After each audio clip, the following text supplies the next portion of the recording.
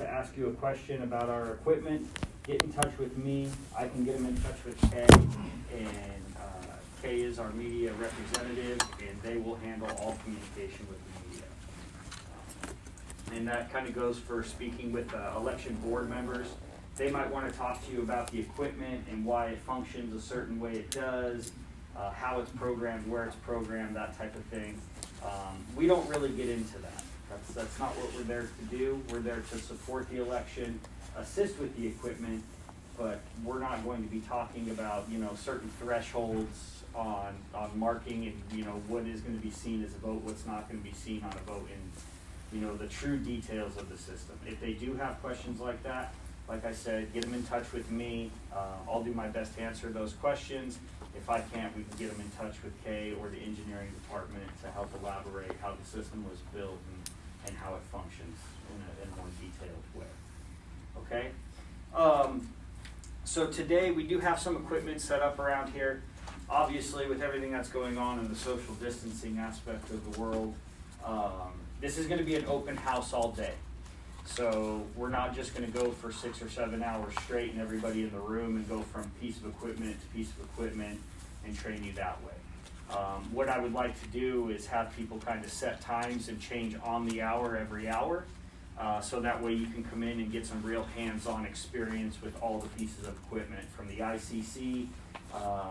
We'll go over the ICP. Really, you won't be doing too much with the ICP, with the exception if you're a rover. You'll be swapping those out.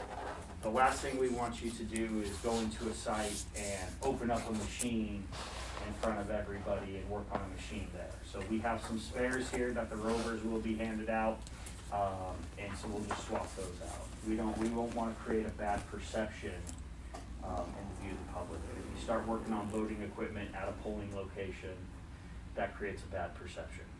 Okay?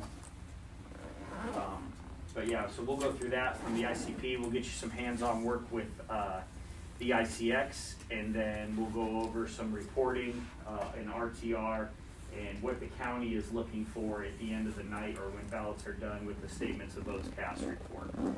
That'll be the instructions are the very last few pages in your workbook on what they're expecting, and it's pretty step-by-step on how to go and set those filters to accomplish what they're looking for. Okay? So today we'll go through our checklist here, and the first thing we're going to do once we get done is we're going to contact our customer wherever you've been assigned. If you were a rover, the assignments were just coming through from the county on where those were going to be stationed. Those are going to be on page 3. So if you haven't gotten word, Lonnie, Jordan, Gary's not here, Amy, Nikki, and Nellie, you all are rovers, so on page 3 you can find your assignment there. On the second page is going to be where all of our customer contact information is. So like I said, the first thing once we exit this room here is to go make a phone call to the main contact for your customer that you've been assigned, and we want to make sure what time we need to be there tomorrow, what the actual location address is. From my understanding, a lot of this is going to be at the city halls. Okay, very rarely is it moved from the city hall.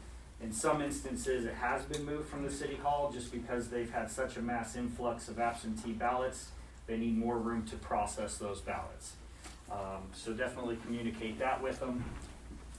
And also try to gauge how many ballots they've received so far, how many they're expecting.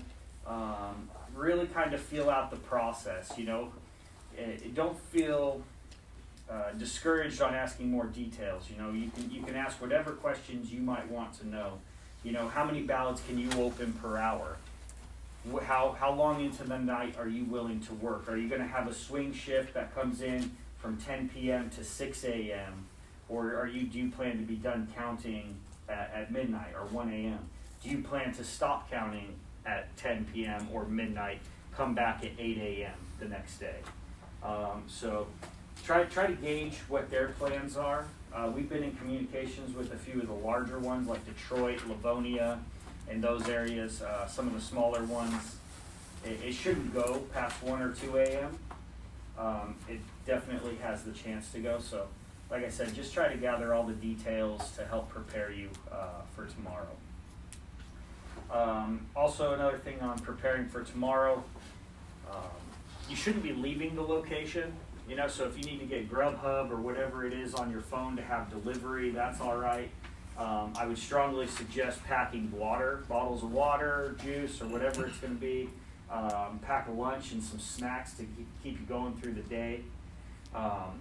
We don't want you leaving for an hour to go take lunch in the middle of the day, you know. Basically, the standard is for every 4 or 5 hours you work, you get a half-hour uninterrupted eating break. Please use good discretion at that. You know, we don't want you taking your dinner break at 8 p.m. when the polls close. You know, so make sure that you're working that out with your customer. Let them know, you know, hey, I'm going to go take my lunch or whatever it may be. Like I said, we don't really want you leaving the building. If you want to go outside and have lunch under the tree or whatever it may be, that's fine. But we don't want you leaving for an extended period of time. When you get to your site, we want to confirm that all the LAT results have been purged, or excuse me, today when you're on the phone, we want to confirm that all the logic and accuracy results have been purged, and that they have their zero tapes ready to go. Election Source comes in, is a dealer of ours that works up here. They conduct a lot of the logic and accuracy testing, meaning they're running all the test ballots through, they're testing the ICXs and the ICPs. I've been around to a lot of the sites to confirm that everything has been reset to zero, but I haven't been able to make it to all of them. So be sure to ask them that they've, you know, purged out all their results today. If they need assistance in that, that's not a problem. If you're unable to assist in that, please come and get me or contact me, call me. I can call them, or one of the folks that are really familiar with the system can call them, and they can walk them through purging out those results. Confirm a new adjudication session was started for live ballots. This doesn't necessarily have to be started today, and not everybody uses adjudication. So on the second page, you can see all your customers. In those first few columns at the top, you're going to see, you know, ICP, ICX, ICC, adjudication, modem, and if they have a listener or not. This goes over how many pieces of equipment each customer has at their location or throughout their precincts. So if they do show adjudication on here, we want to make sure that they have stopped the previous session from their logic and accuracy testing. If they haven't stopped it and we go in and we try to stop it tomorrow, it can take 15 to 20 minutes for all the services in the background to stop and then start again. And if you try to rush that process and try to stop and then start right away, and then there's an option to force stop, and you can eventually air out the system that way. So we want to make sure that they have plenty of time to stop those services today and then restart them tomorrow morning or later today if needed. Okay. Said ask the clerk what time you should arrive tomorrow, and then confirm the location and address and who you should report to. In some cases, the clerk may not want to talk to you. It's just part of their job. They have an elections director, and they really are a hands-off clerk, some of them. But chances are, most places you're going, the clerk is it in some of these smaller communities, but like Detroit. If you're a part of Detroit, we're not contacting the clerk. Okay, and for Detroit, Danielle is going to be the contact person, and you'll call Tim today, schedule all that with him. We've already been in contact with him about all that. You're going to start tomorrow at about 6 a.m. is when everybody's going to show up there, and then you'll call Tim as well and set up when and where that warehouse is. I'm pretty sure the address we sent you is the correct one, but definitely confirm that you're not going somewhere else. So to be clear, if we call the clerk and the clerk doesn't want to talk, doesn't want to speak with us, then we try to speak with the elections director? So there's a main contact. So on that page with your customer, it goes who the clerk is and then who the main contact. So if the main contact is the clerk, they're going to want to talk to you. Okay. And then there's also an other contact to get you further down the line. Not everybody has another contact. So start with the main contact, not the clerk, and then move to the other contact. If you can't get a hold of either one of them, call the clerk. But it's all the same office, so. So I got an email saying that they were gonna initially put me at the warehouse in Detroit, but they think that they're gonna move me to the TFC building. Yeah, we're gonna move you to the TCF Center. Oh, TCF. Down there, yeah. Yeah, we have a few folks that have come in from Texas to assist with all the repairs of the equipment. We feel that it's gonna be necessary to have as many people as we can at the TCF Center. Okay. It's gonna be a major operation down there. I think they're gonna have probably close to 600 people, 700 people in that area. They're running 25 scanners there, 13 adjudication stations, and then having about 400 or 500 people open ballots. So it's a pretty massive operation. Okay. But yeah, we'll have some strong people there with you. Mm-hmm. Samuel's one of them, strong on the server, knows just about everything there is about the system. So they can help guide you with anything there. Okay. Thank you. So on Tuesday, when you show up, we are hands off in Michigan. We are not permitted to touch the equipment in any way up here, with the exception of clearing the paper jam from the scanner, or helping clear a paper jam out of the ICP. You are not to get on their servers and actually run reports for them.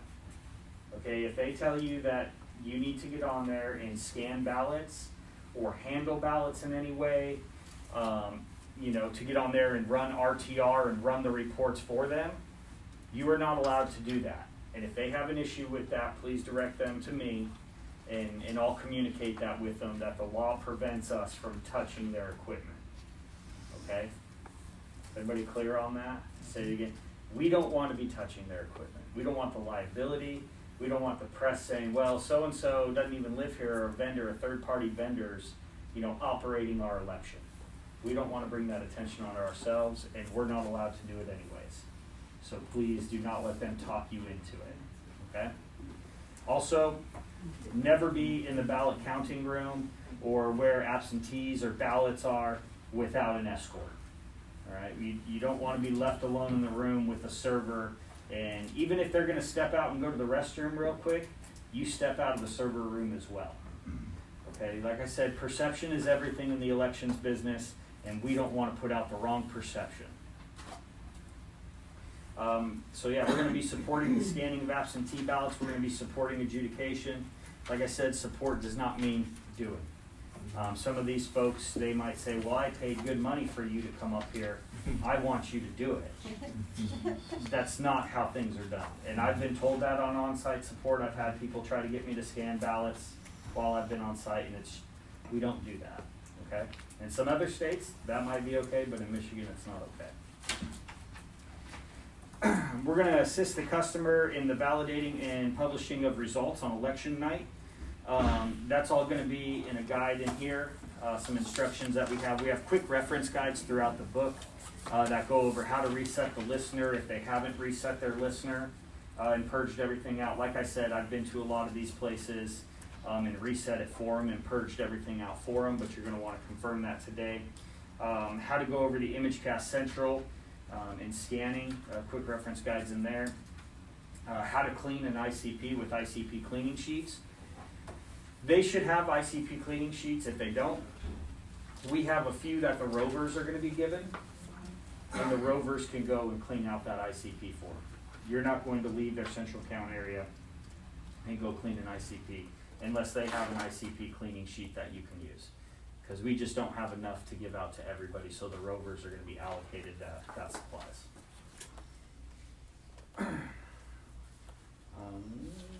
We're going to assist the clerk in exporting the results from either the ICC or RTR to upload. So some folks, just because they use the ICC does not mean that they're going to use adjudication or RTR. Okay, everybody is different in Wayne County. There's 42 municipalities that are running out of one project. Some have adjudication, some don't. Some have RTR, some don't. Some are just going to export out of their ICC. Some are going to export out of RTR. So it's really tough for us to give you a manual exactly on a standard process, because everybody's going to function differently. So today, clarify what type of equipment they have, It should be on the third page what kind of hardware you're actually gonna be working with. In the third column, or excuse me, the fourth column. So when you do come into the open house today, you can kind of sit on those machines and get familiar with them. If your customer doesn't have RTR and adjudication, there's really no need for you to spend time on that. You really need to focus on the ICC and how that operates. At the end of the night, if they use RTR and adjudication server, we're going to want to create a project package backup for them. You're not going to want to do this through the middle of the day or at 8 p.m. or 9 p.m. This is something you do right before you leave for the night so it can run through the middle of the night. To start out, this project is 10 gigs, 11 gigs I think to be exact, and for that to back up takes an hour, at least an hour. And when you're going to create a project package, you don't want to be using the ICC, you don't want to be adjudicating ballots or anything like that. You want the system to be stopped so you can get an accurate backup of the project. Like I said, you just wait until the end of the night. It's the last button you click before you put all your stuff together and walk out the door. You mean it's the last button they click that Correct. we observe? Thank you. Thank you very much. Yes. Yes. So we'll be clear. Yeah. We're backseat drivers all day long. We're not the driver of the car. We're going to be walking them through it. And in some instances, it's going to be me on the phone with you relaying the message. Does everybody have a smartphone? Okay. Does everybody know how to do video chats on their smartphone? Okay, because that's going to be a very valuable tool. And if you don't, we can kind of go through that. What Yes. service are you using for video chats? Can we call you on Teams or? If you want to call me on Teams, that's fine. If you want to call me on like a Samsung video chat, that's fine. If you want to set up a Zoom, Okay. that's fine too. I've got access to all three of those. I don't have an iPhone, so I think there are certain applications on the iPhone. I use the good phones. I don't use the iPhone. Thank you. Because if I'm sure, I really don't believe that iPhone support Teams, so. No, they do. Oh, they do? Yeah, you can download it. I video chat using that on an iPhone. If there is an issue, I'll send you a Zoom invite. So just download the Zoom application on your phone, and then we can go from there. Generally, we should be able to talk you through over the phone. If we run into any error messages or if adjudication stops working for any reason, one, I'm going to probably escalate the issue to somebody much more intelligent than myself that can handle those issues. And they're going to want to see pictures, they're going to want to talk about pulling logs, and they're going to probably want to do some video chat with you so that you can basically just hold the phone on the screen and they can tell you where to go to find that information they're looking for. Okay? You know, we're not expecting you to know where to go find the logs and how to pull those down or anything like that. I think our main goal is to have somebody there who is calm, collected, and can communicate between us and the customer. I think the biggest challenge we run into for folks that don't have on-site support, it is a very stressful day. And I can tell you that I was on the public side for a very long time. You have the media all over you, you have election judges all over you, you have voters yelling at you, you have activists, lawyers, poll watchers, and everybody wants a piece of you, and everybody wants to tell you a lot of times that you're doing your job wrong in running the election. So they get very stressed out. And when something happens with a piece of equipment, they really get frustrated. So it's best that we speak to you so you can speak to them, because generally if they call us, they're gonna want to yell at us for something, you know? So we need to talk to a calm person so we can get a solution and not just hear why our equipment's not working and how this is unacceptable. Does that make sense? Yeah. On Wednesday, all of you, with the exception of a few who we've kind of already talked to, are going to be going home. Our support ends on noon on Wednesday. So be sure to, when you talk to your customer, ask them, you know, do you expect us to work until done? Are we going to go home at midnight, come back at 8 a.m.? You'll be there for 4 hours of support. You are not supposed to stay there past noon on Wednesday. And we've communicated with these clerks. There's only one, Livonia and, well, Detroit, who have extended support. And I think me as well. Well, Wayne, yeah, you're staying till Friday. I'm staying. These guys are staying till Friday. Okay. But the majority in the room, you're all done on Wednesday. If they say no, you cannot leave. We need you here. Like, we're not done counting, which is a big possibility. I think these folks are very overwhelmed with absentee ballots right now. They are normally a precinct voting where everything transmits at the end of the night and they don't have to worry about mail ballots. I think they've been bombarded with over 50% of the electorate asking for absentee ballots, and now they can only start opening the ballots today if they have over 10,000 voters, and then they can only start scanning tomorrow morning at 7 a.m. until complete. So I think a lot of them think they're going to be done tomorrow night. With my experience in mail ballot, I think it's going to go into Wednesday morning. I would expect to be there long hours till probably 2, 3 o'clock in the morning. Some individuals, you may prepare for over a 24 to 36 hour day. Was Michigan one of those states where you had to request a ballot, or did they send them out to everybody? You have to request it. Yeah, you have to request the absentee. But everywhere I've been going the past 3 weeks, there's lines out the door for people to get absentee.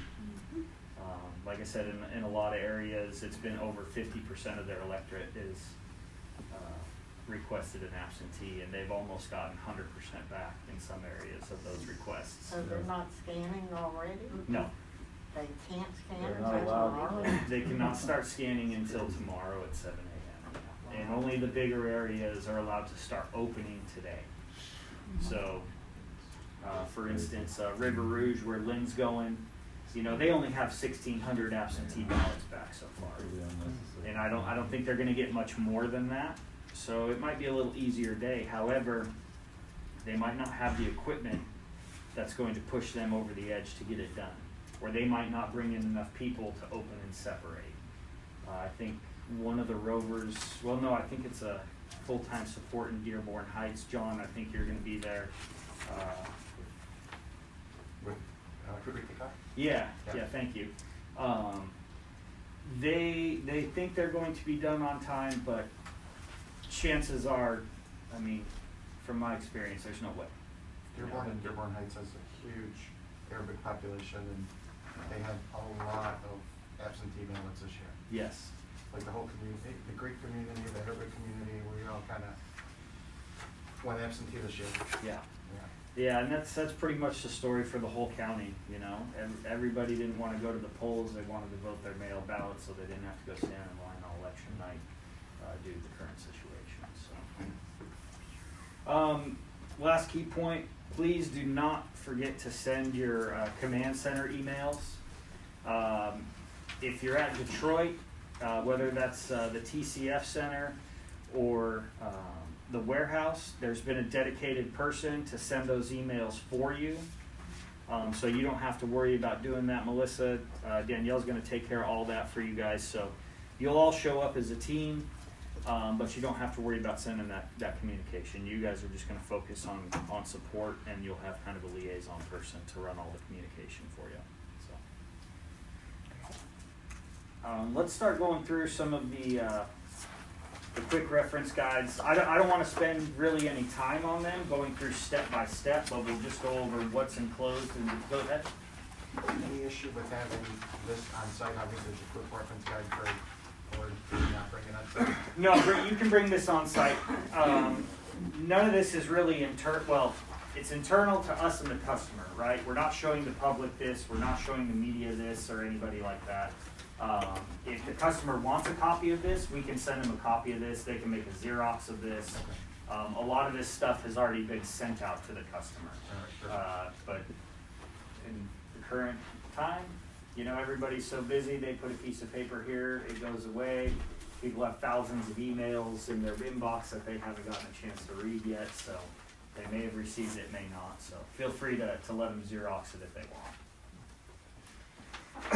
The first one is the ImageCast listener reset procedure. Like I said, we're going to want to call our customers today, make sure that the listener has been reset. They're going to say, well, David came by and reset it. I did. I went to pretty much everybody with a listener. I don't think I missed anybody. Confirm that they have not done any ICP testing in transmissions since that listener has been reset. That is very key to this operation, because we don't want to start with results in the queue from testing, because then their ballot is going to be off and we're going to run into issues why they're over 400 ballots. Can you say that again? Sorry. To confirm that all their listener has been reset. Mm-hmm. And like I said, you won't have to worry about this, because Danielle's going to call Detroit and confirm this for you. And Danielle, I'll sit there with you, because I prefer to be on that call, especially with the David, you said no ICP something, what was it? I'm sorry? You said something about no ICP. No ICP testing has been done since then. So a lot of these folks are training, they're poll workers, and over the past couple of weeks, they've been running test transmissions. One to make sure it's going through to the county, another to make sure it's coming through to them through the ICP. Excuse me. I've been there, I communicated the best I could, do not touch the ICPs anymore. Your testing should be done. You can't be training with them or anything like that. You can't play with them, because if you run a transmission, it goes into the listener, and then those results sit there. Yes. Also, too, what I've done here in the past to kind of help alleviate that, at least on the county side, because we do get some people that are very excited to close the polls at 7:01 a.m. Mm-hmm. I do unplug the modem at the county, and then when polls close about an hour before, I do plug it back in. So that way, no transmissions, if they are going to make it to the county during that day. Okay. So. I would say for the county, that would be all right. Yeah, definitely for the county, yeah, and I'm Yeah, not I- saying anything, nobody touch anything like that, I'm just saying for my purpose, Mhm. when I'm at the county, that's what I do to alleviate that kind of thing, because we have seen that stuff before randomly in the middle of the day and ICP transmits. So it's like, okay, so we don't, that's my, nobody touch, that's just me at the county, Okay. so, Well noted. Yeah, I'm not going to be touching it. yeah, please don't. Please nobody. If for some reason they did do any testing, the instructions here, I've gone through them personally, and everything is really a step-by-step. Click these buttons here, click this button here. If you're uncomfortable walking them through that listener reset, or even how to confirm, like I said, everything should be done. If they haven't touched anything, we're good to go. But if they still want to confirm, and you're uncomfortable doing that, come on down to the room here. We'll call them together. We'll go through it all over the phone with them, and that's just fine. Okay. Hey, David, now, although that they may say, yeah, it's been reset, is it something that we should verify, like, in the morning prior to, just to, for reconfirmation, to make sure it has been properly done, or? If you want, yeah, like I said, I know I've been to every one of them. Like I said, I don't think I missed any of them. There's only like 16 or 17. The only thing is if they have done testing. A lot of them shouldn't have done testing. I forget, where are you going tomorrow? Taylor. You're going to Taylor, so you're going to Sarah? Yeah. Sarah's really good. Okay. Sarah's very on point. She knows our equipment really well. Okay. I think she was very concerned with adjudication this year. It's her first go around with that. Okay. But yeah, they shouldn't have done anything, and she won't test again since I've been there. Okay. So I think you can trust her pretty good on Okay. that. So, but if you want to double check that, that's perfectly okay. Okay. You're just going to go into the listener and find the Taylor tabulators. I don't have a listener here that we can work on, but I can walk you through it tomorrow over the phone if you want to confirm that, or if she wants to confirm it. Okay. But like I said, Taylor 100%, I can tell you is You're good. Okay. Your next set of instructions is going to be how to set up the ICC. We'll go through, we'll let you scan today during the open house. We'll simulate double feeds and paper jams in the ICC, so you can get familiar on how to open that up, remove the paper jam. If you're a rover, we do have replacement roller kits, so we can go over the process on how to remove those rollers out of the scanner, put the new ones in. We do have to log all that information, so if we're switching inventory in any way or using some of our consumables, we do charge the customer for certain things. So if you are a rover and we're going to do a roller replacement, we have to keep track of that so we can bill them later In the ICC, we're gonna go over how to scan, how to make sure our scanning options are set correctly, how to confirm if a secondary path is set correctly.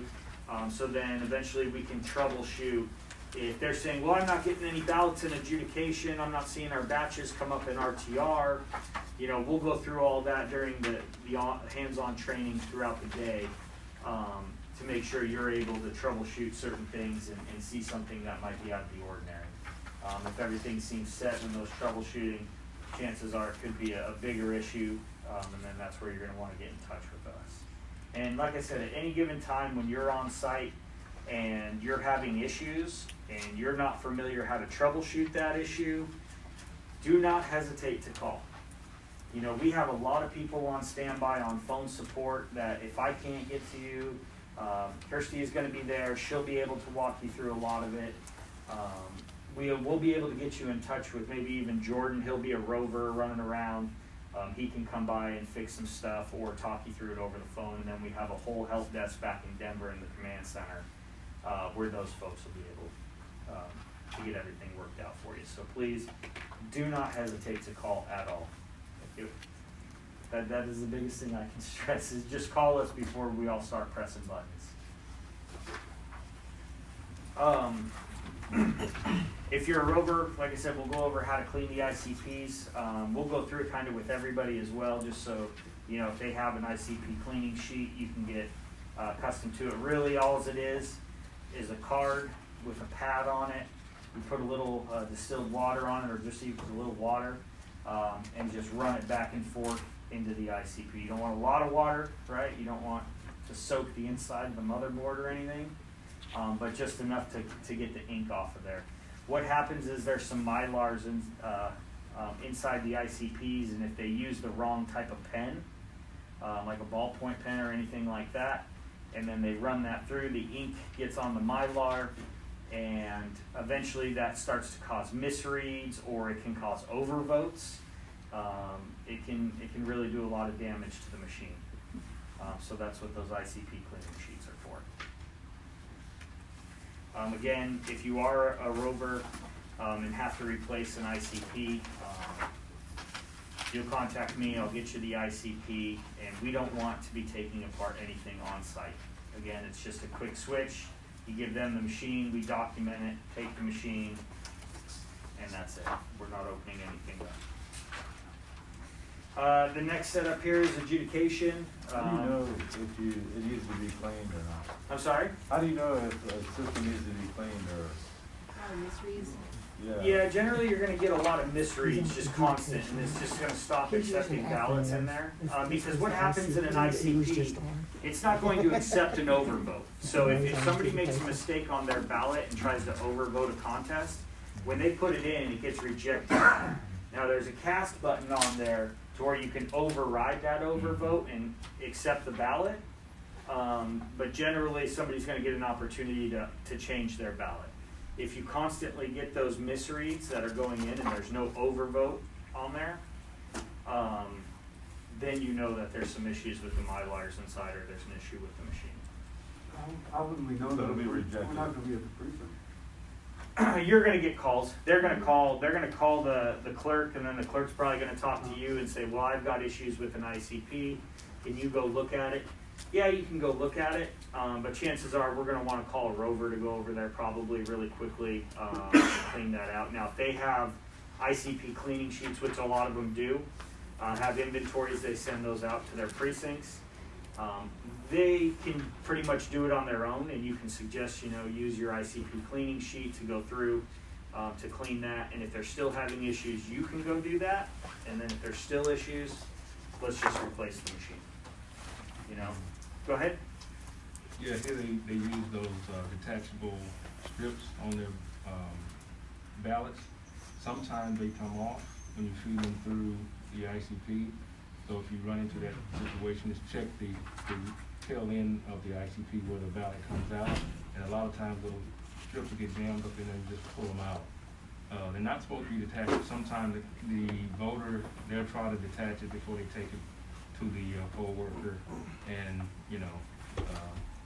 and they try to feed it through, but sometimes it, you know, it happens. I've received them in McKinney like that, so, Okay. you know, every now and then they will detach, but not all of them. Sure, you have those ballot stubs at the end? Yes, yeah. Yeah. Those stubs at the top, yeah, sometimes the voters just, they'll start to take them off, and then the poll worker will probably tell them, hey, you can't take that off, and then they'll try to feed it anyway, and it'll detach while it's feeding through, and, so you might find that problem out there in the field, yeah. Okay. All right, thanks, Warren. Mhm. I mean, you guys know probably a lot more than myself on ICPs for sure. You guys work on them every day, so maybe we should put, well, everybody has everybody's phone number on page Yeah. 3. So, you know, if I tell you, call Warren about that, he might be able to help you troubleshoot an ICP a little bit better than myself, that's for sure. I mainly focus on RTR and actually coding elections and ballots and projects, so the voting equipment is definitely not one of my specialties. I'm very open about that.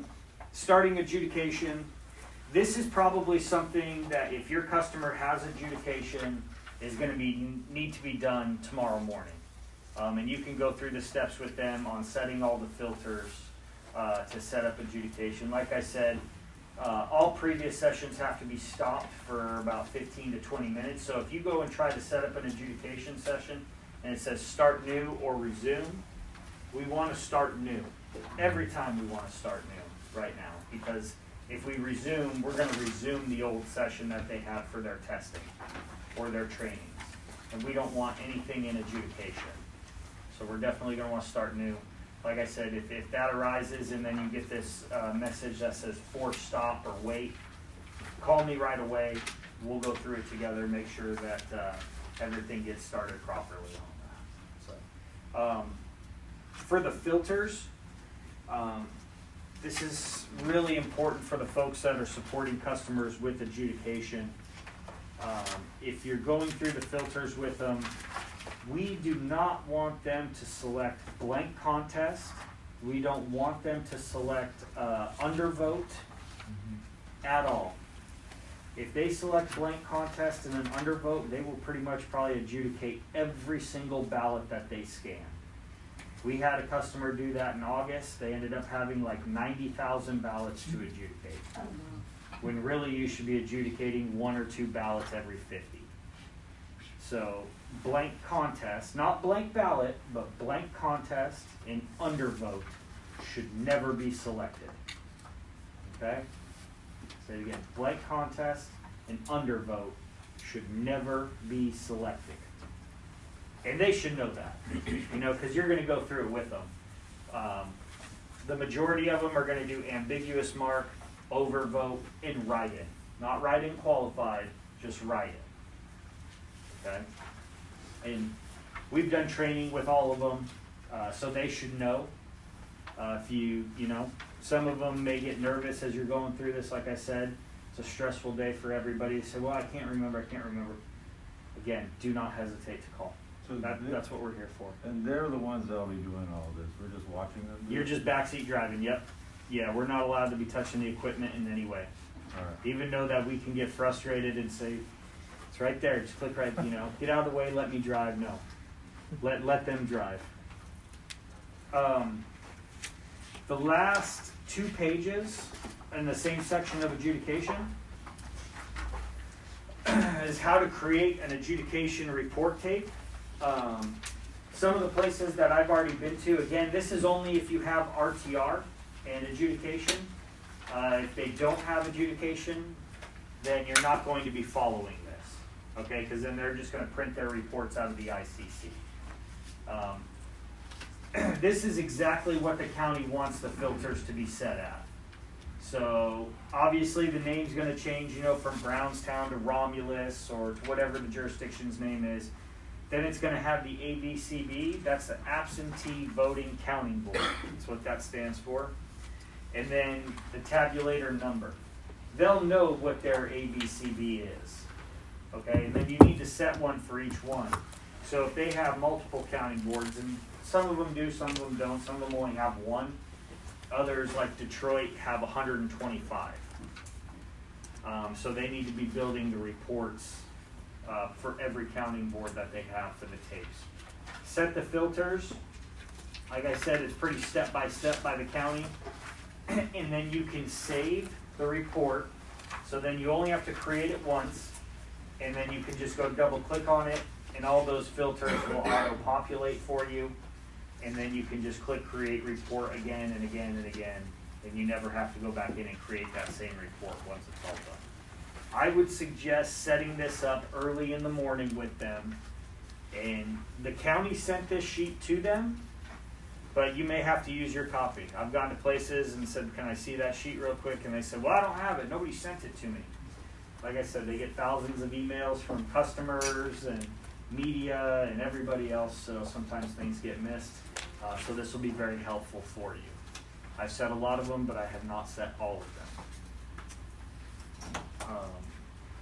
That pretty much kind of concludes an introduction to everything. Like I said, I'd like to do an open house. We have the room until 6 p.m. tonight. So I would like 3 or 4 people an hour to go through everything. And, you know, I don't know if we can set those times now, or I think we could probably... Does anybody have to stay now? Can anybody come later? Does anybody prefer later to now? It doesn't matter. It doesn't matter. Okay. Make a list, Let's pass around a list. let's do this. Let's do everybody at Detroit. So Danielle, Warren, Ahmad, Kirk, Milton, Sam, Ron, and Melissa. Let's go at, we're pushing 10 o'clock now, so let's do 11:30 for Detroit. Okay? And then John, Sanjay, Susan, and Galinda, let's do 12:30.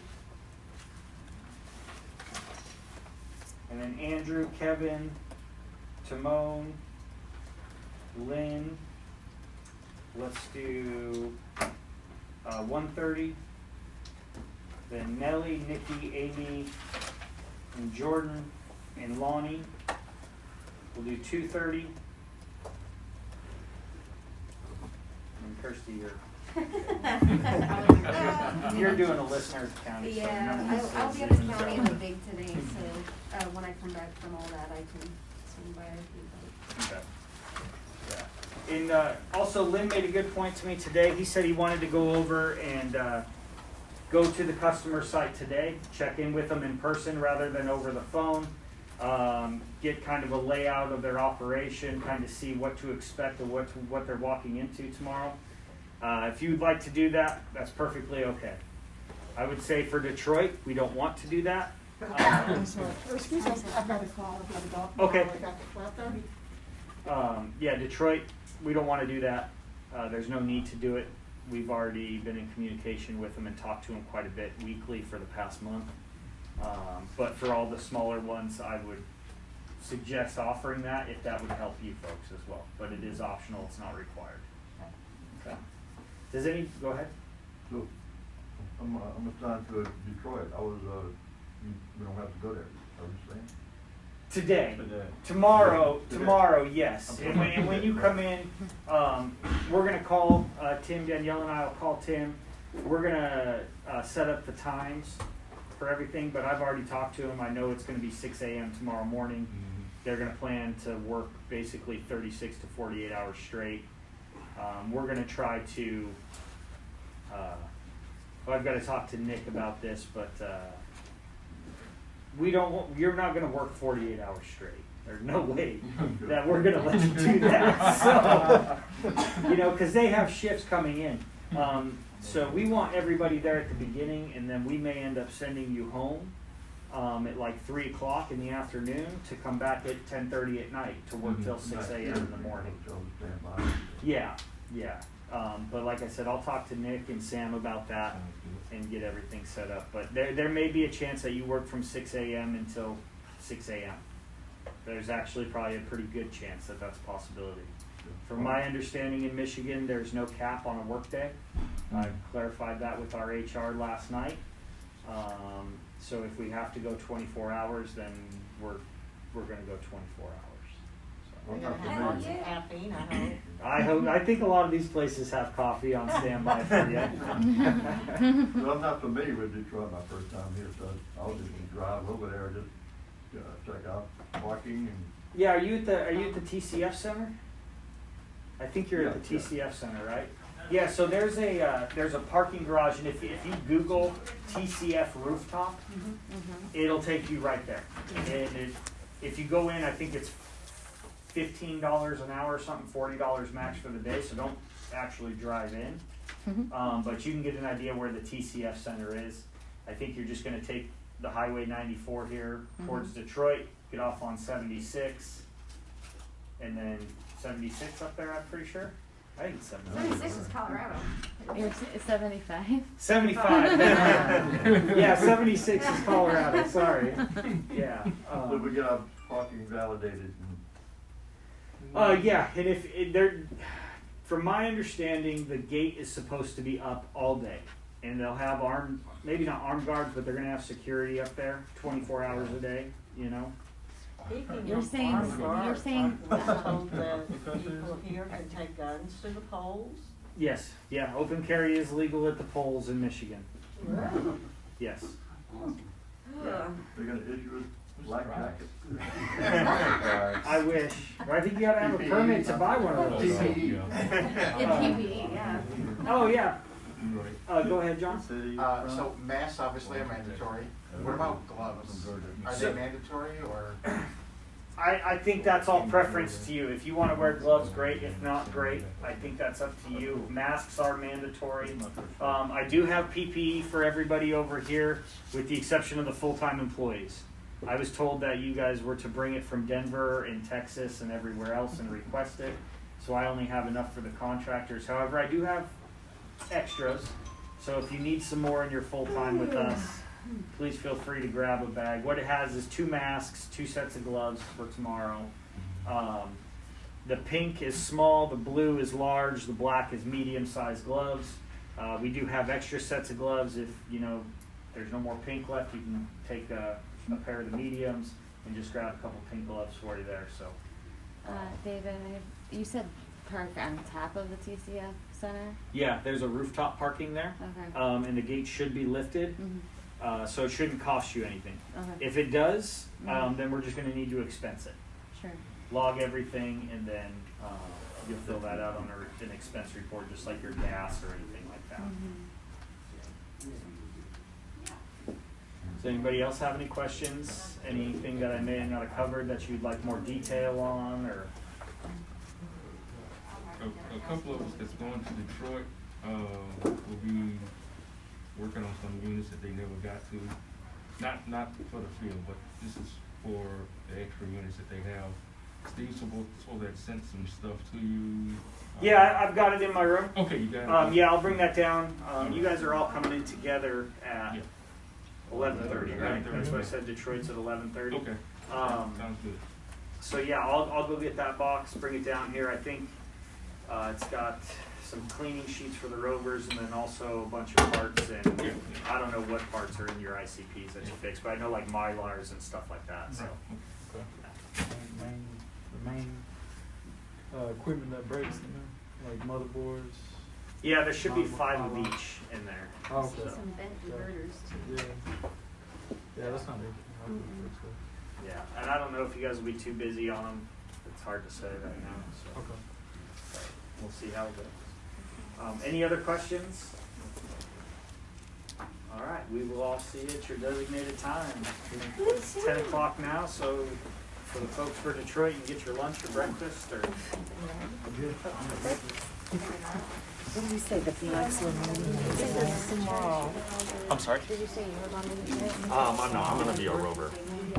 Mickey, you want small or So you medium? drive around to all the different places to fix issues. Oh, okay. And what was your Jordan? Jordan. Yes. Your name, nice to meet you.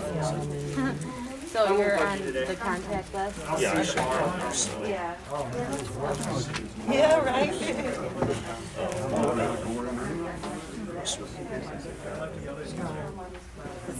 Okay. So you're just gonna be in between? Yep. So if any issues pop up, let me know. I can help out. Sure.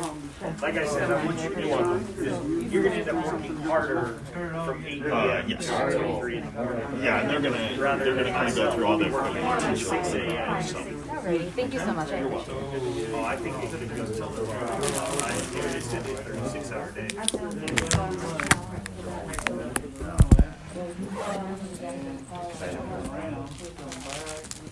I think I might not go.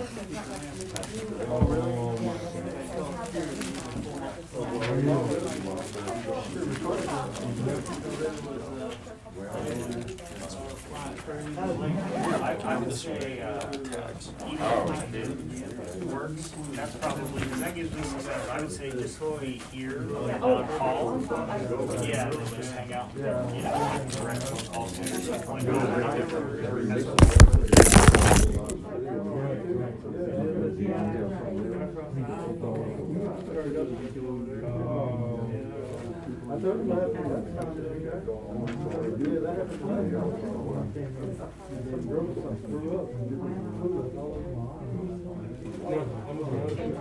It really wasn't that bad.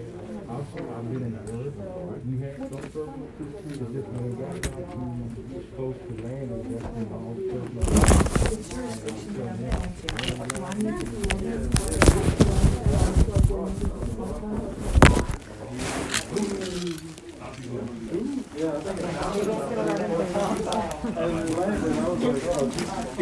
I was praying.